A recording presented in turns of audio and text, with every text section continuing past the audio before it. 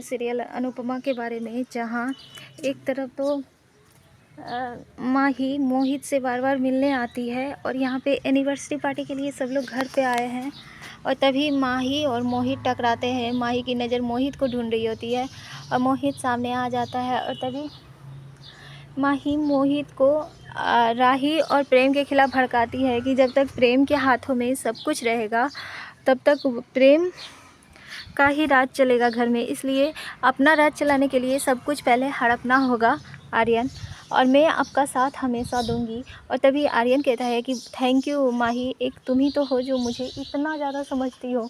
वहीं दूसरी ओर देखेंगे जहाँ अनुपमा ख्याति को लेकर आती है कोठारी निवास, और ख्याति और पराग कोठारी का एनिवर्सरी पार्टी के लिए, और तभी और आर्यन बहुत ज़्यादा ताना मारता है और कहता है कि पापा कभी नहीं आएंगे, क्योंकि पापा लगता है इन औरत का नाम सुन लिए कि ये आने वाली है, इसलिए पापा गायब हो गए। और तभी मोटिवा कहती है मैंने एक बार कह दिया ना कि पराग कभी नहीं आएगा, क्योंकि पराग नहीं चाहता कि अब इस औरत का कदम भी कोठारी निवास पे पड़े, इसलिए तुम यहाँ से चली जाओ। क्यों बार बार आ जाती हो माफ़ी मांगने मुंह उठाकर, तुम्हें बुरा नहीं लगता? और तभी ख्याति जाने लगती है, उसे सच में बुरा लगता है और उसकी आंखों में आंसू आ जाते हैं। अनुपमा उसे रोकती है और कहती है कि आप परिवार की बातों में क्यों आ रहे हैं, अपने प्यार पे भरोसा रखिए ना, पराग भाई आपसे बहुत ज़्यादा प्यार करते हैं ख्याति बहन। लेकिन वो कहती है कि नहीं अनुपमा बहन, अब पराग जी कभी वापस नहीं आएंगे, क्योंकि वो जान चुके हैं कि मैं यहाँ आ चुकी हूँ।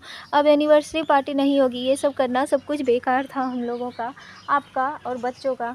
लेकिन तभी यहाँ पे प्रेम राही सबको ही रोकने की कोशिश करते हैं और ख्याति जाने लगती है और कहती है पराग जी कभी नहीं आएंगे, अब एनिवर्सरी कभी नहीं होगी। और तभी पराग कोठारी आते हैं और कहते हैं क्यों नहीं होगी एनिवर्सरी। ये सुनकर सबके होश उड़ जाते हैं, बहुत ज़्यादा खुश होती है, क्योंकि प्रेम और राही का मेहनत बेकार नहीं जाता है। और फाइनली आर्यन और मोटिवा के खिलाफ जाकर पराग कोठारी में बोलने की हिम्मत आई है और वो एनिवर्सरी पार्टी में आते हैं और सब लोग यहाँ पे मस्ती धमाल करते हैं और पराग कोठारी ख्याति को माफ़ भी कर देते हैं।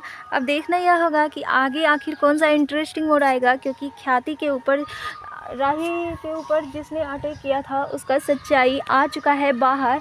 और दूसरी ओर जहाँ राघव है वो अनुपमा से माफ़ी मांग रहा है और लेटर में सब कुछ लिख दिया है, जहाँ लेटर पढ़कर अनुपमा बहुत ज़्यादा इमोशनल होती हैं और उसे लगता है कि वो राघव को कैसे जेल पहुंचा सकती है, कैसे सज़ा दे सकती है। और यहाँ पे राही अनुपमा के खिलाफ़ हो जाती है और कहती है मम्मी आपको महान बनने का शौक़ है, आपने बेटी और बाहर वालों में से बाहर वाले को चुना, अपनी बेटी को नहीं। लेकिन अनुपमा मजबूर हो जाती है, क्योंकि राघव की यहाँ पे कोई गलती नहीं है। राघव के साथ जितना बुरा हुआ है ये सुनकर अनुपमा के होश उड़ जाते हैं और वो बुरा करने वाले कोई और नहीं बल्कि पराग कोठारी ही हैं, राही के ससुराल वाले हैं। लेकिन अनुपमा राही को नहीं बताती है ताकि उसका ससुराल वालों से नफरत ना हो जाए, रिश्ता ख़राब ना हो, प्रेम और राही के बीच दरार ना आ जाए।